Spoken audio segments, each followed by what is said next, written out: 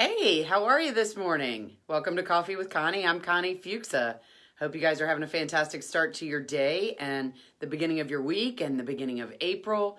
I think we're all trying to figure out how to start transitioning into this really great season that most people really like because it's starting to get warmer and the flowers are starting to pop and everything's starting to rejuvenate. And I really feel like that's what we're doing here is whether you're coming from the consumer side and want to know some more information, or you're coming from the business side and you want to figure out how to jumpstart some things, this is what the time of the year where we all really get going and it's really exciting. Our brains and our bodies start moving again. We're doing exercise again. So I like to come to you a couple times a week and talk to you a lot about real estate, closings, home buying, home selling, mortgages, because I spent 32 years in the title industry and recently sold my company. But one of my huge passions is education. I want you guys to understand everything that I can possibly share with you because the home buying and the home selling process is so very confusing. And so I like to get online several times a week and talk to you about those things. A lot of times I share other stuff too,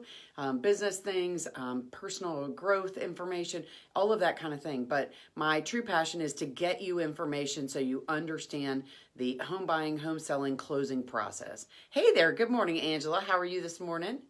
And I really appreciate you guys when you check in or when you give me some thoughts about maybe some questions that you have, because if you have questions about something, more than likely somebody else has that same question, and it really helps me get information out there that isn't fresh in my head that I know that you need to understand. So with that 32 years of experience, what I try to do is share with you questions that I got through the process that people would ask me all the time, or things that came up. And so this is one of those things I think that all the professionals in the process just assume that that you probably understand how we get to a certain point. And so that's my job, is to try to break down and make things really simple for you as a consumer to understand exactly where some of this stuff comes from. What happens? How do we get there? Who is responsible for what, and what your job is in that whole process. So whether you're buying or selling, this is kind of an important thought, but most importantly for the buyers, because the buyer might want to know, like, how do you actually know that the person that you're buying that property from really owns it? Or do they really own all of it? Do they really own it with someone else? Now you're relying on the professionals in the process to make sure that they do their job and that you get that ownership. But you also need to understand in your own process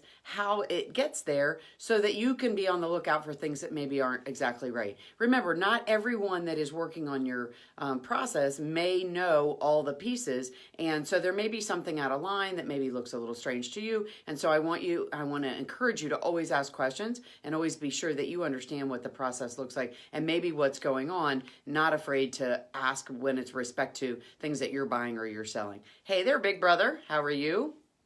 So with respect to this, I wanted to talk to you for a minute about how that process works. How do you know that the person you're buying that house from is really the owner? I mean, think about it this way with a car, similar kind of thing. And I've heard this happen before. So you go to a car dealership, you find that perfect car, you test drive it, everything works out perfectly. It's exactly what you want. You sit down with the car dealership, you sign all of the paperwork, you go home, you're driving it. You've actually maybe even done some modifications to some things that you really want in that car, and you find out a week later that the person that sold it to the dealership was a fraudulent person, and so the dealership now is calling you because you don't really own that car because they really didn't own that car. Crazy that can really happen, but it can. And so then they have to backtrack through and make sure that they understand what happened and how to get it resolved. This, similar kind of process when you buy a house, the company who's doing your closing is doing that research. They're making sure that the person that signed that contract is the person that's selling that property to you, should be selling that property to you. But not only that person is, but that anyone else that does have an ownership interest in it has signed the contract, has agreed to every step of the process. So when you get to the closing, that person who's signing the documents, that company who's doing the closing, is verifying that that is the person that owns it, or the persons that own that piece of property. Because when you take ownership of the property, you want to make sure that everyone that had an interest in it signed off on their interest, so that you own it completely without anybody ever being able to come back and say, hey, that's mine. It happens, and I know it sounds a little crazy, and you may think, wow, that's the title company's fault because they didn't do the proper research or they didn't get the proper people to sign off on it. It's not always that simple. It's just like in my scenario with the car, sometimes because of timing, when things are recorded, not having the proper documentation back somewhere else in the ownership chain may have caused an owner to be missed, and that owner is now coming back and saying, hey, my parents owned that property, they both passed away, I was one of the heirs, and I should have signed off on that, and I didn't agree to it, and I want my house back. And so that's what the title company's job is, as I said, threefold. Obviously, there's a lot of other pieces, but three main pieces for you. When we get the contract, the title company actually searches the ownership or the title of that property. The title is the chain of all of the owners in that property. Then they coordinate everything with everybody and have you sit down at closing, and everybody signs everything and they verify all the people are right, all the documents are where they should be. And then after closing, they actually get everything back to where it belongs, and more particularly, get those documents recorded in the local courthouse in their land records department so that it is public record that you own that piece of property and that no one else has an ownership interest, and then they insure you. They give you an insurance policy. So the way that you can be sure that you are purchasing a piece of property and that all the owners have signed off on it is doing your research about the company that's doing your closing, because they're the ones who are going to certify all of this is true by making sure they do their research, they search the title, and then they actually insure your ownership with an insurance policy. And so they're guaranteeing that you own the property and that the person that sold it to you was who they say they were. And if for some reason they're not, the insurance kicks in and it will cover you against potentially losing that dream home or potentially losing that down payment. So the title company is really important in this process for that reason, because what happens when you find out that the seller who sold it to you wasn't who they say they were? Because somebody didn't do their research through the process properly, fully, or they didn't verify and validate that the people that were sitting at the closing were who they were said they were. Believe me, there's lots of people out there, particularly in the real estate side of the world, that want to cause this fraud to happen because there's a lot of money to be gained by it.